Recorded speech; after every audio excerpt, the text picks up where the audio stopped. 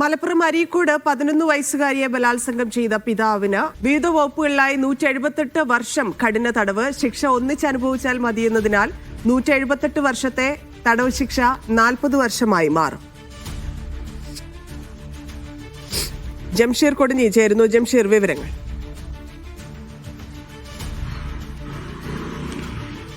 ധന്യ സ്വന്തം മകളെ പീഡിപ്പിച്ച കേസിലാണ് ഇപ്പോൾ അച്ഛന് 178 വർഷം കഠിന തടവിന് വിധിക്കുന്ന വിധി വന്നിരിക്കുന്നത്. മഞ്ചേരി പോക്സോ കോടതിയാണ് ഇത്തരത്തിൽ വിധി പുറപ്പെടുവിച്ചിരിക്കുന്നത് എന്നുള്ളതാണ്.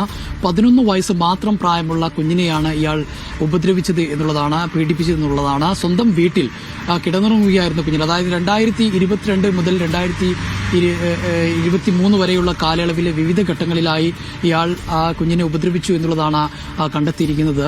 ഇയാൾ നേരത്തെ സമാനമായി 2021 സമാനമായ മറ്റൊരു പീഡന കേസിൽ ശിക്ഷിക്കപ്പെടുകയും അതിന്റെ ഭാഗമായി ഇപ്പോൾ ജയിലിൽ 10 വർഷം കഠിന തടവിന് ശിക്ഷിച്ച് ഇപ്പോൾ ജയിലിൽ കഴിയുന്ന ഒരാളാണ്.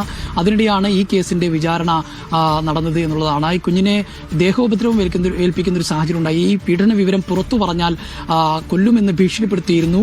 പക്ഷേ ഒരു ഘട്ടത്തിൽ ഈ കുഞ്ഞ് ഈ അമ്മയോട് ഇക്കാര്യം തുറന്നു പറഞ്ഞു. ഇതിന്റെ ദേഷ്യത്തിൽ ഇയാൾ ഈ കുഞ്ഞിനെ നാവിക്ക് ചവിട്ടുന്ന അടക്കമുള്ള ഗുരുതരമായ പരിക്കേൽപ്പിക്കുന്ന സാഹചര്യവും ഉണ്ടായിരുന്നു. ഏതായാലും ഈ കേസിലാണ് ഇപ്പോൾ കോടതി ഇത്തരത്തിൽ 178 വർഷം തടവ് ശിക്ഷ വിധിച്ചിരിക്കുന്നത് എന്നുള്ളതാണ്.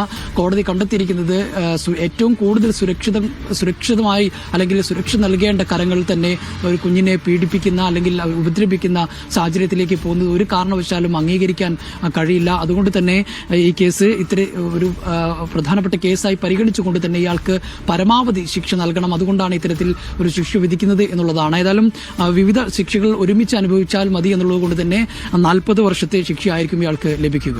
ധന്യം.